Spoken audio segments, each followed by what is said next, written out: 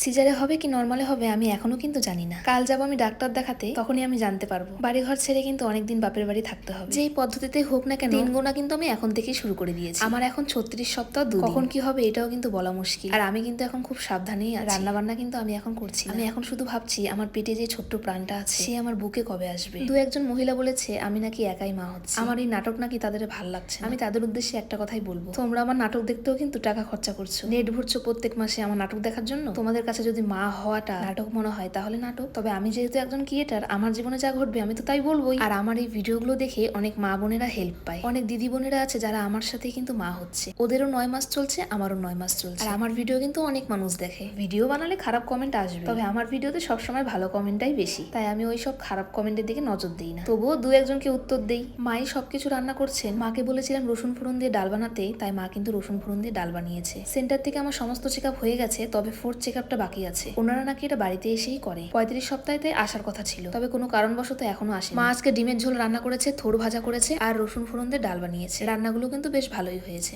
দেখো, শাশুড়ি হোক আর নিজের মা হোক, মায়ের হাতে রান্না মানে অপূর্ব। মায়ের হাতে রান্নার কিন্তু কোনো তুলনা হয় না। আমার বর তো সবসময় আমার হাতেই খায়, এখন খেতে পারছে মায়ের হাতে রান্না, ওরও বেশ ভালোই লাগছে। আর আমি কিন্তু এখন সম্পূর্ণভাবে রেস্ট নিচ্ছি, তবে যতটুকু না করলে না ততটুকু কিন্তু করছি। দাঁড়িয়ে থেকে একটু হালকা পাতলা কাজ করতে পারি, সবসময় বসে থাকাটাও ভালো না। আর এখন কিন্তু পেট ভরে বেশি ভাত খাই না। আমাকে অনেকেই বলেছে অল্প অল্প করে ভাত খেতে।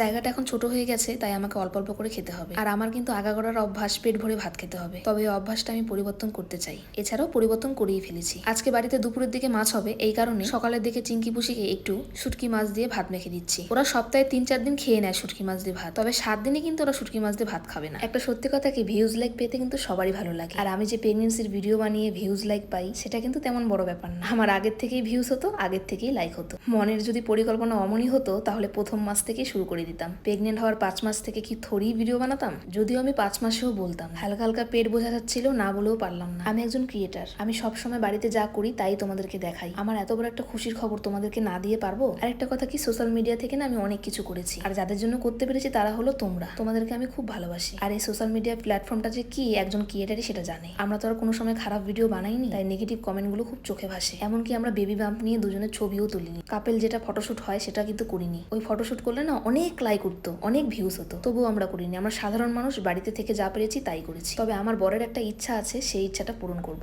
তোমরাও করো না, তোমরাও ভিডিও বানাও, তোমরাও টাকা উপার্জন করো। সমস্যা হলে আমাকে বলবে, আমরা অবশ্যই হেল্প করব। মেসেঞ্জারে অনেক মেসেজ আছে, তাই তোমাদের দাদাভাই বেশি সবাইকে রিপ্লাই দিতে পারে না। ওর চোখে যেগুলো ভাসে সেগুলোকে কিন্তু রিপ্লাই দেয়। এটাকে আবার কেউ অহংকার বা ভাব বলো না, আমাদের কিন্তু অনেক রকমের কাজ থাকে। গত 4 বছর ধরে আমরা সোশ্যাল মিডিয়ায় কাজ করছি, আর এই 4 বছরে আমরা অনেক কিছু করতে পেরেছি। তাই একটা কথাই বলবো, কেউ কারোর সাথে হিংসা করো না। অনেক মানুষ এই সোশ্যাল মিডিয়ার হাত ধরে অনেক কিছু